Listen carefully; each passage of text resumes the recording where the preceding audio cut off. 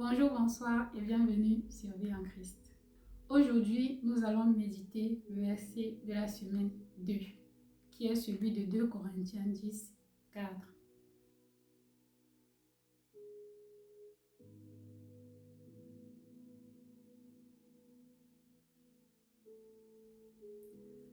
Pour méditer ce verset, je propose qu'on aille étape par étape, qu'on prenne chaque partie du verset et qu'on s'y pose des questions. La première partie du verset est celle-ci. En effet, les armes avec lesquelles nous combattons ne sont pas humaines. Au cours de notre vie, nous allons vivre des combats. Ces combats peuvent être spirituels, ils peuvent également être physiques. Et face à certains d'eux, on peut se poser la question à savoir comment agir, comment réagir, comment combattre. Et dans cette première partie du verset, Paul nous explique que les armes avec lesquelles nous combattons ne sont pas des armes humaines. Dans la version de Louis II que j'ai affichée bien avant, il est écrit des armes charnelles. Et là, on peut se poser la question, quelles sont ces armes charnelles avec lesquelles nous ne devons pas combattre? Dans ces versets 19 à 21 de Galates 5, Paul nous présente quelques œuvres de la chair qui peuvent être associées aux armes charnelles avec lesquelles nous ne devons pas combattre. Les œuvres de la chair citées dans ce verset peuvent dans certains combats nous apporter un apparent sentiment de soulagement, mais elles ne sont pas celles-là qui nous aideront à sortir victorieux de ces combats et la plupart du temps, elles empireront simplement les situations.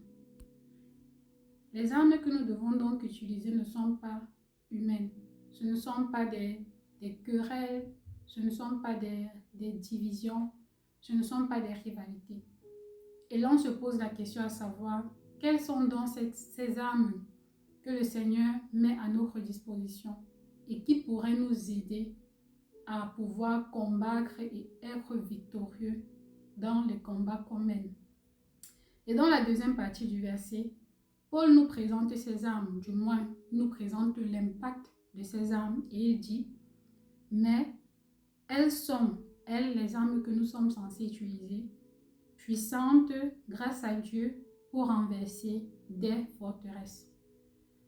Le Seigneur a mis à notre disposition des armes qui sont puissantes et des armes qui peuvent renverser des forteresses. Dans ces versets, ces armes ne sont pas citées de manière explicite, mais on peut les retrouver dans les versets d'Éphésiens 6, de 17 à 18.